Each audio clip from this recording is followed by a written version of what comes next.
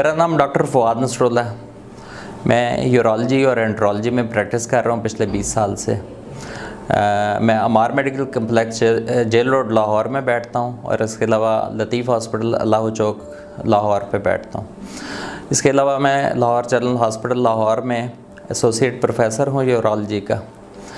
वैसे तो मैं यूरोलॉजी के सारे प्रोसीजर करता हूँ, जैसे किडनी स्टोन्स हो गए, प्रोस्टेट हो गया, फीमेल यूरोलॉजी हो गई, पीडियाट्रिक यूरोलॉजी हो गई। लेकिन मेरा एरिया ऑफ स्पेशल इंटरेस्ट जो है वो इनफर्टिलिटी, इरेक्टाइल डिसफंक्शन और स्टोन्स हैं। इसके अलावा माइक्रो सर्जिकल प्रोसीजर्स हैं। मैं पहला शख्स हूँ जिसने लाहौर में PCNL स्टार्ट की थी, यानी कि एक होल के ज़रिए स्टोन को बाहर निकालना 2007 में।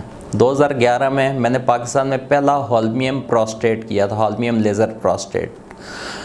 इसके अलावा 2015 में मैंने पाकिस्तान में पहला 3 पीस पिनाइल इम्प्लांट डाला था और अभी भी मैं डाल रहा हूँ रेगुलर बेसिस पे।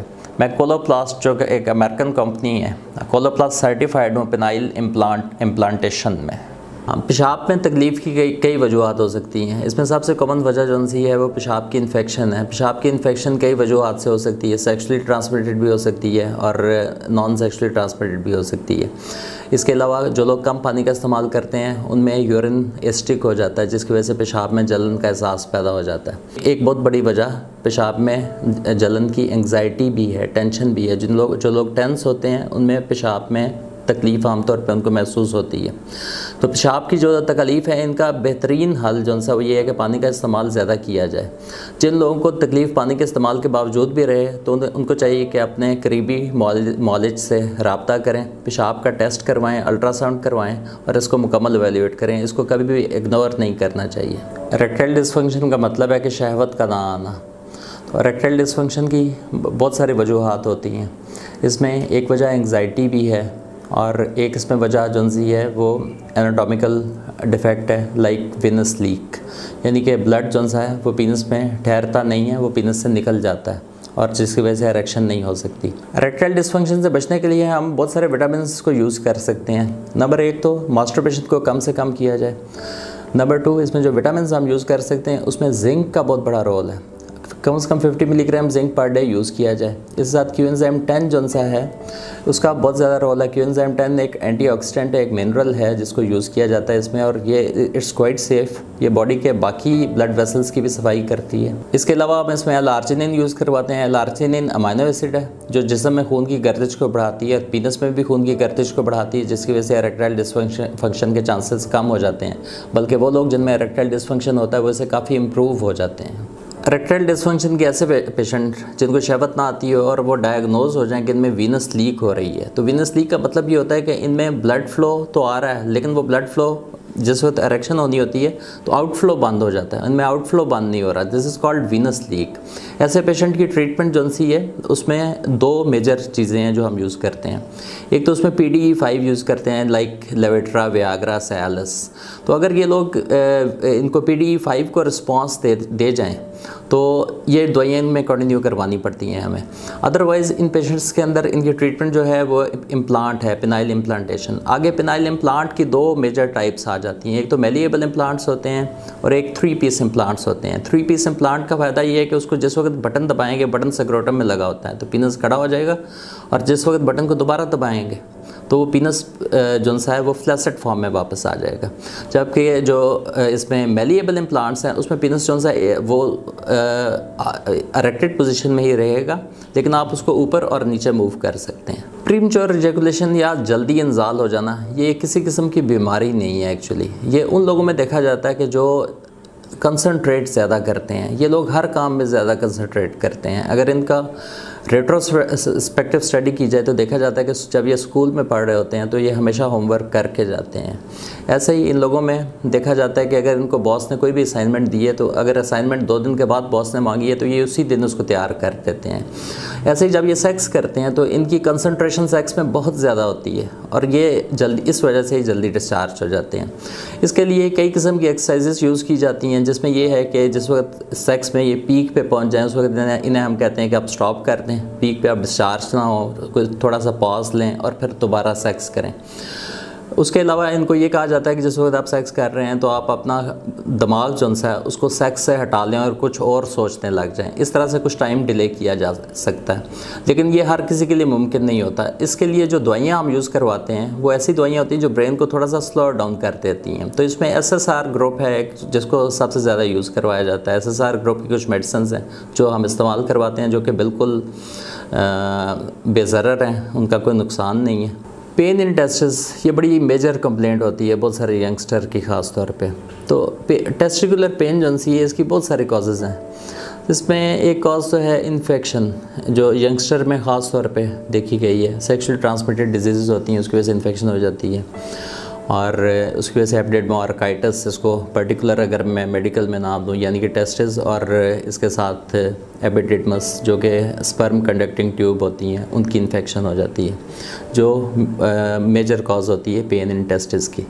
इसके अलावा टेस्टिकुलर पेन जो सी है और बहुत सारी वजूहत की वजह से भी होती है, जैसे कि चोट लग जाना टेस्टिस पे, किसी किस्म की चोट लगे और टेस्टिस को ब्लीडिंग हो जाए, हीमाटोमा बन जाए, उससे भी पेन इन टेस्टिस स्टार्ट हो जाती है। इसके अलावा पेन इन टेस्टिस की एक बहुत बड़ी वजह जो सी है वो वेरिकोसील है। वेरिकोसील का मतलब है कि टेस्टिस की जो वेन्स वापस जा रही हैं वो फूल जाती हैं और उनके वाल्व ख़राब हो जाते हैं, और टेस्टिस में फ़्लो जो सा ब्लड फ्लो जो टेस्टिस से वापस जा रहा होता है वो रिवर्स डायरेक्शन में फ़्लो करने लग जाता है। तो वेरिकोसील एक बहुत मेजर कॉज है टेस्टिकुलर पेन की, पाकिस्तान में, साउथ एशिया में ख़ास तौर पे। इसके अलावा हाइड्रोसील का मतलब ये है कि टेस्टिस और टेस्टिस की जो झिल्ली है इसके अराउंड पानी भर जाता है, इसमें टेस्टिस स्वेल भी कर जाते हैं और पेनफुल भी हो जाते हैं। तो ये हाइड्रोसील भी एक कॉज है टेस्टिकुलर स्वेलिंग की। इसके अलावा स्पर्मेटोसील एपिडेडमल सिस्ट है, ये भी टेस्टिकुलर स्वेलिंग की कॉज है। स्पर्मेटोसील और एपिडेडमल सिस्ट में सिस्ट्स बन जाती हैं टेस्टिस में। इनकी जो ट्रीटमेंट है टेस्टिकुलर स्वेलिंग की, एक टेस्टिकुलर स्वेलिंग की कॉज जो सी है वो टेस्टिकुलर ट्यूमर भी है। तो टेस्टिकुलर स्वेलिंग को हमेशा जो सा सीरियस लेना चाहिए, इसको कभी भी इग्नोर नहीं करना चाहिए, फौरी तौर पे अपने मॉलेज से मशवरा करें। बहरहाल इसमें जो इनिशियल इन्वेस्टिगेशन होती है वो पेशाब का टेस्ट, यूरिन कंप्लीट है, और उसके साथ सेक्रोटल अल्ट्रासाउंड है, यानी कि टेस्टिस का अल्ट्रासाउंड फौरी तौर पे करवाया जाए। डिजीज़ के अकॉर्डिंगली फिर इसका ट्रीटमेंट किया जाए। अगर इन्फेक्शन है तो एंटीबायोटिक दी जाती हैं, अगर हाइड्रोसील है, अगर हीमाटोमा है यानी कि चोट लगी है और ब्लीडिंग हो गई है तो उसमें कई दफ़ा वेट किया जाता है, वह ब्लड खुद ही जज़ब हो जाता है, और कई दफ़ा उसके लिए ऑपरेशन करना पड़ता है। इसके अलावा जो वजह है वेरिकोसील का हल भी ऑपरेशन है, हाइड्रोसील का हल भी आम तौर पे ऑपरेशन होता है। एक और बहुत बड़ी वजह होती है जो टेस्टिकुलर टॉर्शन होती है, सडन पेन। तो टेस्टिकुलर टॉर्शन में टेस्टिस को इमीडिएटली डिटॉर्सिफाई किया जाता है, यानी कि ऑपरेशन किया जाता है, और ऑपरेशन के ज़रिए टेस्टिस को डी रोटेट किया जाता है, क्योंकि इसमें टेस्टिस रोटेट कर जाता है। पायरोनिस डिजीज़ एक ऐसी डिजीज़ है जिसमें पीनस में बेसिकली दो बॉडीज़ होती हैं, इन्फ्लेटेबल बॉडीज़, जिसकी वजह से पीनस की इरेक्शन होती है। इनको कहते हैं कार्पोरा कैवर्नोसा। कार्पोरा कैवर्नोसा की फाइब्रोसिस हो जाती है, यानी कि कार्पोरा कैवर्नोसा पे आप ये समझ लें कि थिक टिश्यू आ जाता है। तो पेशेंट को इसमें जो फीलिंग्स आती हैं वो ये होती हैं कि पीनस में जब इरेक्शन होती है तो उनको उस वक्त पेन स्टार्ट हो जाती है, पीनस एक साइड पर बेंड होने लग जाता है। इसके अलावा उनको इरेक्शन जो सी है वो प्रॉपर नहीं हो रही होती, हार्ड इरेक्शन नहीं हो रही होती। जब पेशेंट हमारे पास प्रेजेंट करते हैं तो उनकी सिम्टम आमतौर पे ये होती है कि सेक्स करते हुए उन्हें पेन होती है और पीनस एक साइड पे बेंड हो रहा होता है। जब फील करते हैं हम उनके पीनस को तो उसमें हमें हार्ड प्लैग फील हो जाता है। अब इसकी ट्रीटमेंट जो सी है वो बहुत सारे ट्रीटमेंट्स हैं इसमें। जैसे कन्वेंशनल ट्रीटमेंट एक या पुरानी ट्रीटमेंट जिसको कहते हैं वो ये है कि हम इंट्रा प्लैग स्टेरॉइड के इंजेक्शन लगाते हैं और रैपा में एक दवाई है उसका इंजेक्शन लगाते हैं। बहुत सारे पेशेंट इससे वक्ती तौर पर ठीक हो जाते हैं, लेकिन अल्टीमेटली ये डिज़ीज़ दोबारा उनमें किसी स्टेज पे ज़ाहिर हो जाती है। इसका जो मुस्तकिल हल है वो ये है कि हम वो हार्ड फाइब्रोटिक एरिया ऑपरेशन के ज़रिए निकाल दें और वहाँ पे ग्राफ्ट लगाएं। ग्राफ्ट इंसान की बॉडी से भी लिया जा सकता है, जैसे कि वेन से, जिस तरह दिल के लिए वेन निकाली जाती है सेफनस वेन, तो सेफनस वेन का ग्राफ्ट जो है वो पीनस के अंदर लगाया जा सकता है। इसी तरह सेकेंडली जो है वो ह्यूमन पेरिकार्डियल ग्राफ्ट जो है आर्टिफिशियल ग्राफ्ट, यानी कि जो कि कैडावेरिक बॉडीज से लिया जाता है, यानी कि वो लोग जो वेंटिलेटर पे होते हैं उनकी हार्ट के करीब गिर्द जो झिल्ली होती है उसका ग्राफ्ट है, ये भी अवेलेबल है। तो पेरिकार्डियल ग्राफ्ट भी हम इसमें लगाते हैं। जब पेशेंट को पैरानिस डिजीज़ के बाद ग्राफ्ट लग जाता है तो ऐसे पेशेंट आमतौर पर बाद में इनमें इरेक्शन नहीं होती, तो इसलिए साथ ही हम इन पेशेंट्स में पेनाइल इम्प्लांट भी डाल देते हैं। पेनाइल इम्प्लांट दो तरह के होते हैं, एक मेलिएबल होते हैं जो कि फिक्स्ड इम्प्लांट होते हैं, और एक 3 पीस इम्प्लांट होते हैं जिनका बटन, एक छोटा सा बटन जो सा वो स्क्रोटम के बीच में रखा जाता है। जब वो उस बटन को 2 दफ़ा दबाते हैं तो पीनस एरेक्ट हो जाता है, और जब वो उसको दोबारा 1 दफ़ा दबाते हैं तो पीनस दोबारा अपनी फ्लैसेट फॉर्म में वापस आ जाता है।